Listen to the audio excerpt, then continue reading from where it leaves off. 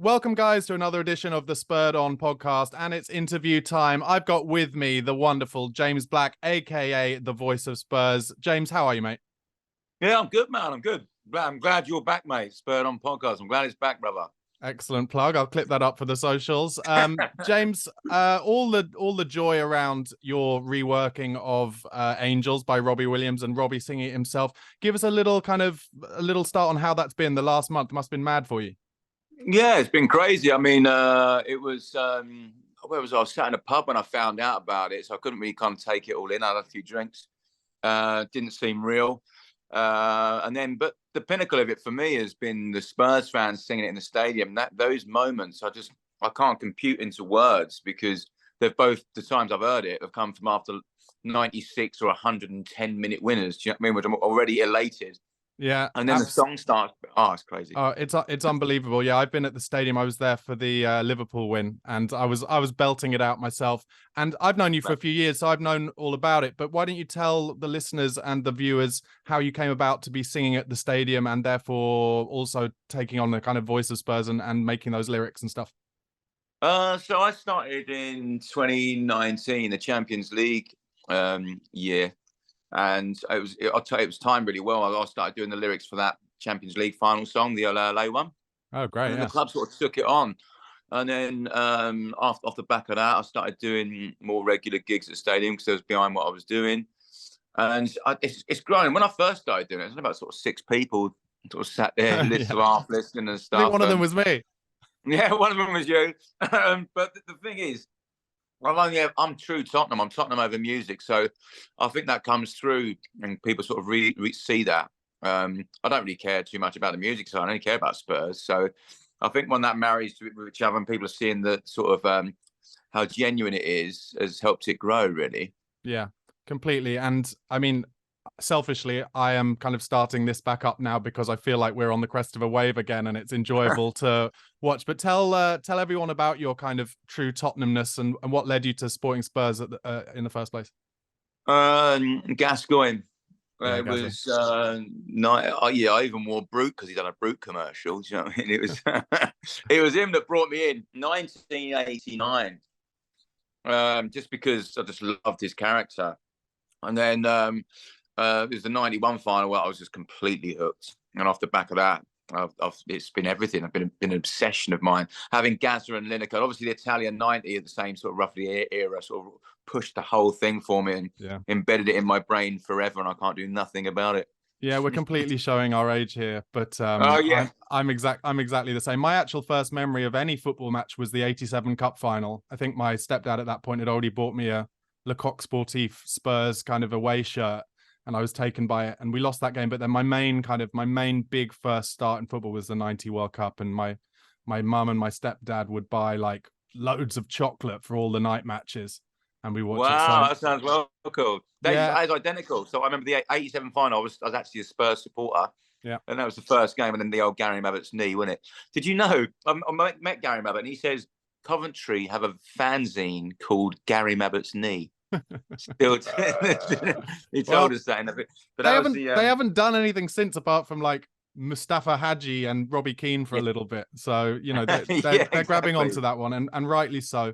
I should also say, after the '91 Cup final, or on the cup run and the semi-final free kick, I spent the majority of my childhood in the bush behind the goal in my garden, picking out the ball from where I've tried to recreate Gazza's free kick. That's amazing. I was doing I did a podcast, but you was on it as well when you're Chris Cowling one. Yeah. And they asked me what was my favourite Spurs North London derby goal, and I said Gazza's free kick. And I was on a podcast with Kevin Campbell, and he said, "You bugger! I was in the wall for that." Well, I think arguably what Kevin Campbell's best known for as well. Although he did well at Everton afterwards. Do you know what? It's just made me think about. There's a lesser remembered Gazza goal in a North London derby, I think from like 88, 89, because I had it on a Goals Galore VHS, where he scored against them with one boot on. Yes. Do you remember that? Yes. So his sock was hanging out from the front when it's hanging out. Yes. His sock was hanging out. Anyone who's a bit of a younger vintage, go and check on YouTube, because it's an unbelievable goal. And then he kicks the advertising hoarding. That must have been such a time to kind of be kind of I don't know, a teenager or in your 20s watching Gazza in his absolute pomp at Spurs before he did his first knee injury. He was unbelievable, and he actually scores with the actual without the boot on. It's that foot that scores as well. Yeah, I remember that. And I was obsessed with him. I remember getting a shell suit because I saw a shell suit he'd advertised or something. I was dressed we like definitely had the same shell suit. there was a period because I saw that Gascoigne documentary and it kind of documents it well, but where basically he just rinsed it, didn't he? He was on the back of everything, and then there was Fog on the Tyne with Lindisfarne. Do you remember that song? Yes, I do. Yeah, that was didn't Hoddle and Waddle do something as well? They did Fog on the Tyne. They did Diamond Lights. They did Diamond Lights, Hoddle and Waddle back in like 87 or 86 or something. But yeah, Fog on the Tyne with Lindisfarne. Anyway, I want to get into I want to keep these interviews nice and sweet, and I feel like some of these interviews on club channels can go on a little bit. So I want to keep them exciting and short. So talk to me about how you're feeling now under Big Ange. Most importantly, like I said, it feels to me like a crest of a wave. I've had the piss ripped out of me after going on Cowlin's podcast because I said I felt like potentially even after 8 games, I feel like Ange could be our best manager since Bill Nick. But what do you think? Well, there's something really magical happening, isn't it? And I felt it at the first home game. That was the loudest the crowd have ever been at the gig I was playing at the stadium. So loud that we had to turn the monitors up because we couldn't hear him. It was like feeding back and everything because the crowd was so joyful and loud and happy. And they'd only seen a 2-2 draw with Brentford.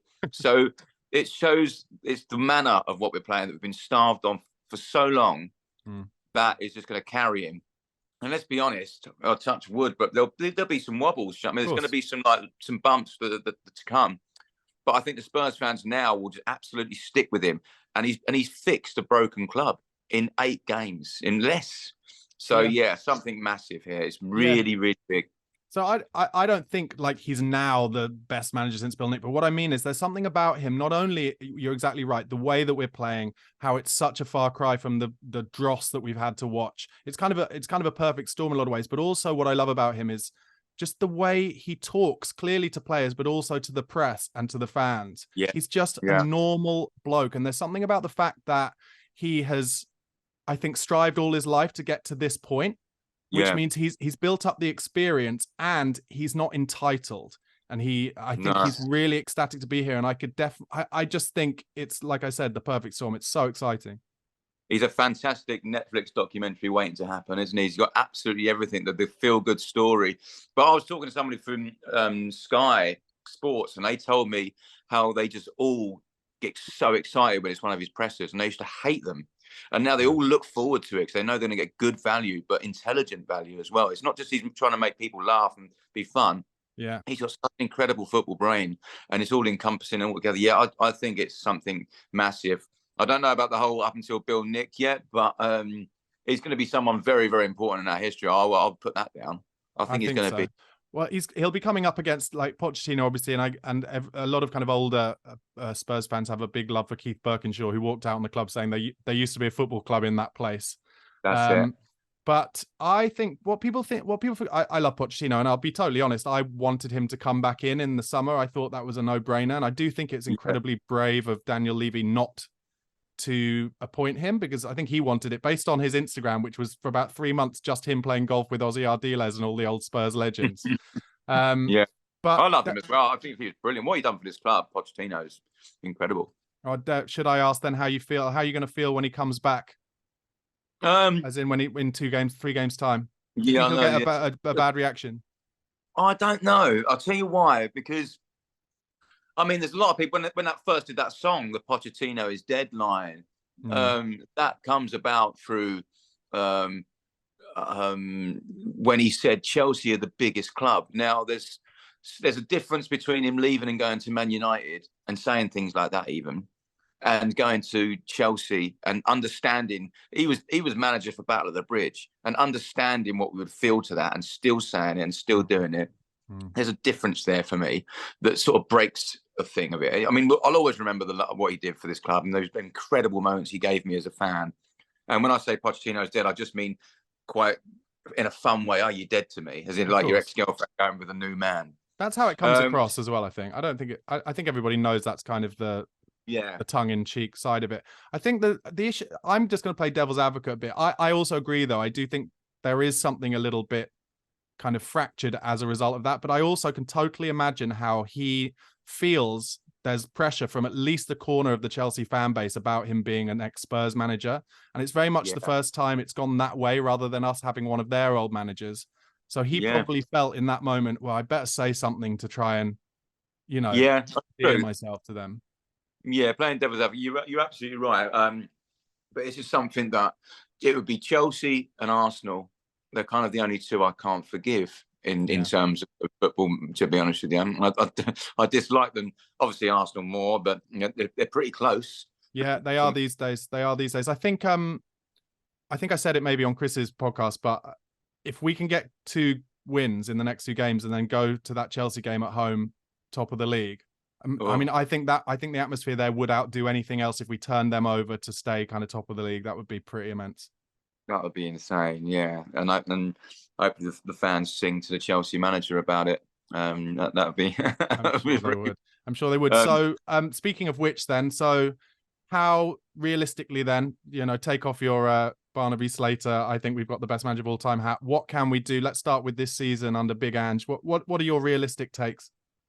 At the start of the season, it was a precursor for next season, and let's just get European football in some shape or form. Yeah. Now we've started like that. I think I can see top 4. And that would be what I would take roughly now. It sounds crazy, but as a minimum now, it's top 4. But, and I know a lot of people ask this, it's quite a lot of people, quite a lot of people saying this question, but I would take FA Cup over top 4 because I just need to lift something now. I just need this team to lift something. So I'm thinking top 4, but I'd love the FA Cup over that. Well, let's be greedy. Let's say FA Cup and top 4. The thing for me is I would love, God, I'm desperate to us to win the FA Cup, but just get us to a final as well. 1991 is the last time we went to the cup final. I was at that semi-final where we lost to Portsmouth. Were you at that one? My God, that was unbearable. Yeah, Michael Dawson, OG, I think. Yeah, horrible that. Yeah, I do remember that. It was in David James in goal, wasn't it? For them? Yeah, probably. Yeah, I think he was. I've met David James. He's an interesting dude. He is, yeah. He's a really nice guy, but mad as frogs. He is. He's got a fantastic art collection or something now. And he paints a lot as well. And I was doing a shoot at a rival London club that shall remain nameless, and he brought along his.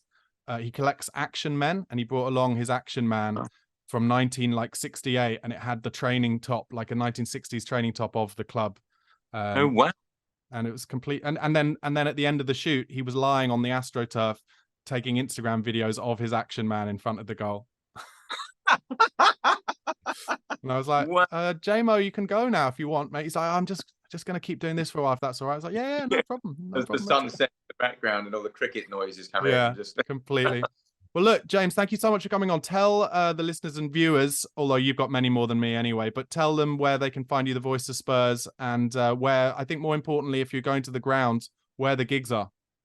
So they all move around. So if you follow the socials, all the voice of Spurs for Facebook, Twitter, Instagram, TikTok, YouTube, all the voice of Spurs. And I'll put up that week where I'm playing. Next game I've just been told is going to be I'm playing at White Hart Bar for the Fulham game, pre and post. But yeah, there, man. Yeah, I've enjoyed it, mate. It's great to have you back on. Top man. Well, I'll have you on again somewhere in the middle of the season, and we can see how our predictions are going. Yeah, no worries, mate. Brilliant. Top man. All right, James, I'll see you soon. Everybody, come on, you Spurs.